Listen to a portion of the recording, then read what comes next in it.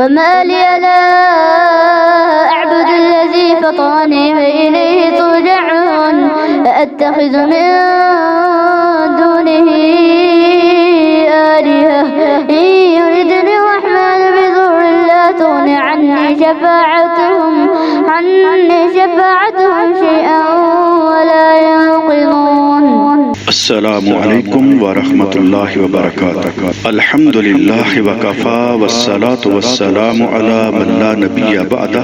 اما بعد فاعوذ باللہ من الشیطان الرجیم. بسم اللہ الرحمن الرحیم. قرآن حکیم کے 25ویں پارہ کا خلاصہ 4 نکات پہ مشتمل ہے.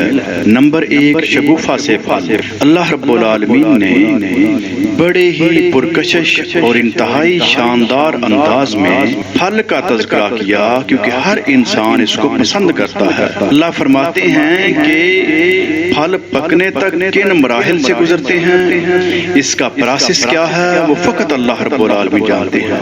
جس طریقے سے شگوفہ سے پھل کا علم فقط اللہ رب العالمین کو ہے، اسی انداز سے قیامت کا علم بھی فقط اللہ رب العالمین کو ہے. نمبر 2، انعام پر دعا. اللہ فرماتے ہیں کہ جب ہم انسان پر انعام کرتے ہیں تو منہ موڑ لیتا ہے اور پہلو پھیر کر چل دیتا ہے، اور جب کوئی تکلیف آتی ہے تو لمبی چوڑی دعائیں مانگنے لگتا ہے. لہٰذا ہمیں اللہ کی طرف سے نعمتیں جب ملتی ہیں تو ان کے دوام کے لیے، ان کی ہمیشگی کے لیے، یعنی اس انعام پر دعا کرنی چاہیے کہ اللہ رب العالمین اس کے اندر مزید خیر و برکت عطا فرمائے اور ہمیشہ ہمیشہ یہ ہمیں عطا کر دے. نمبر 3، حق کا راہی. اللہ اسے حق کا راہی بناتا ہے جو اس کی طرف رجوع کرتا ہے. اللہ رب العالمین اسے اپنی بندگی کے لیے چن لیتا ہے.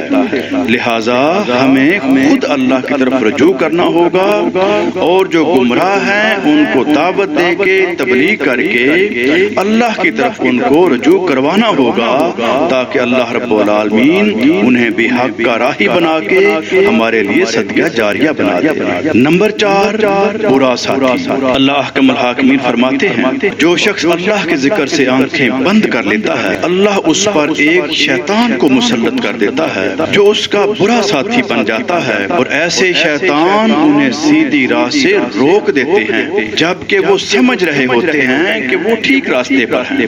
حتیٰ کہ جب وہ اللہ کے پاس پہنچے گا تو اپنے ساتھی سے کہے گا، کاش میرے اور تیرے درمیان مشرق و مغرب جتنا فاصلہ ہوتا، تو بہت ہی برا ساتھی نکلا ہے. تو اللہ رب العالمین سے دعا اور التجا ہے کہ اللہ تعالی ہمیں برے ساتھی سے محفوظ رکھے اور اچھا ساتھ عطا کر دے جو دنیا کے اندر امن اور سکون کا ذریعہ بنے اور آخرت کے اندر ہماری نجات کا ذریعہ بن جائے. اللہ احکم الحاکمین ہمیں قرآن و سنت کو سمجھ کر اس کے سارے تقاضے پورے کرنے کی توفیق عطا فرمائے. وآخر دعوانا ان الحمد للہ رب العالمین.